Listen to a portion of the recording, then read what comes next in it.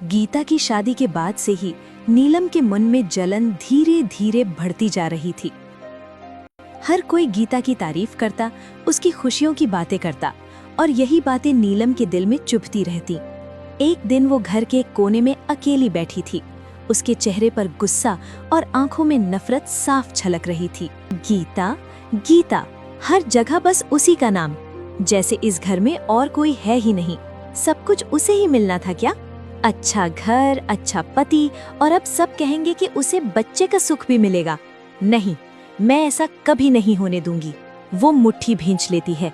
अब मैं कुछ ऐसा करूंगी कि उसकी ये खुशियां हमेशा के लिए खत्म हो जाएं। देखती हूँ कैसे वो मुझसे आगे निकलती है। गुस्से और जलन में भरी नीलम उसी समय घर से निकल पड़ती है।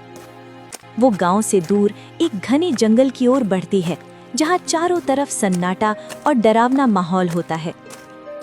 जंगल के बीच एक पुरानी गुफा होती है, जहां एक तांत्रिक रहता था। नीलम धीरे धीरे गुफा के अंदर जाती है। अंदर धुआं, टिमटिमाती लौ और रहस्यमयी वातावरण फैला होता है। तांत्रिक आंखें बंद किए भारी आवाज में, कौन है? क्या चाहती है? नीलम थोड़ी घबराई लेकिन जिद में, बाबा, मैं अपनी बहन की खुशियाँ छीनना चाहती हूँ। मुझे ऐसा उपाय बताइए कि वो कभी माँ ना बन सके, उसे कभी बच्चा ना हो। तांत्रिक धीरे धीरे आंखें खोलता है और उसे ध्यान से देखता है। तुम्हारे मन में बहुत अंधेरा है बेटी। ये रास्ता बहुत खतरनाक है। जो दूसरों के लिए बुरा चाहता है, उसका अंजाम भी अच्छा नहीं होता। नीलम गुस्से में, मुझे अंजाम की परवाह नहीं, मुझे बस अपना बदला चाहिए। तांत्रिक कुछ देर सोचता है, फिर एक छोटी सी पुड़िया निकालता है। ठीक है, मैं तुम्हें ये देता हूँ, लेकिन ध्यान रखना, इसे बहुत संभल कर इस्तेमाल करना। इसे किसी तरह अपनी बहन तक पहुँचाना होगा और इसका असर धीरे धीरे होगा। नीलम उत्सुकता से, और फिर? अगर तुमने इसे बार बार इस्तेमाल किया तो उसका जीवन बदल जाएगा। लेकिन याद रखना, इसका असर सिर्फ उस पर ही नहीं, तुम्हारी किस्मत पर भी पड़ सकता है। मुझे कोई फर्क नहीं पड़ता बाबा, बस उसकी खुशियाँ खत्म होनी चाहिए। ये आखिरी बार कह रहा हूँ, ये रास्ता अंधकार की ओर ले जाता है। नीलम बिना कुछ सुने पुड़िया ले लेती है।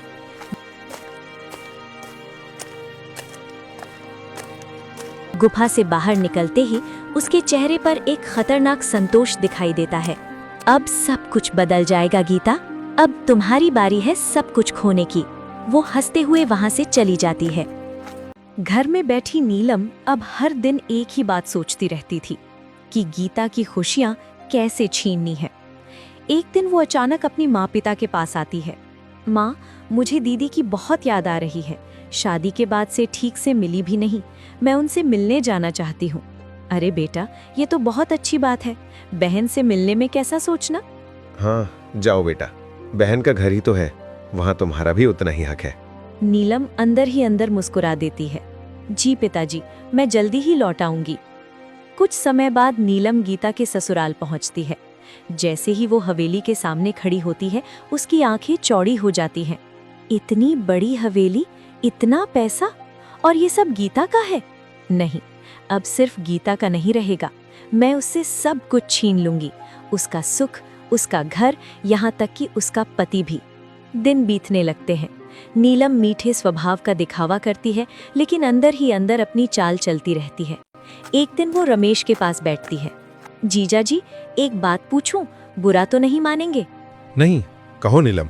आपकी शादी को काफी समय हो गया, लेकिन अभी तक, मतलब, आपको बच्चे का सुख नहीं मिला। रमेश थोड़ा असहज हो जाता है।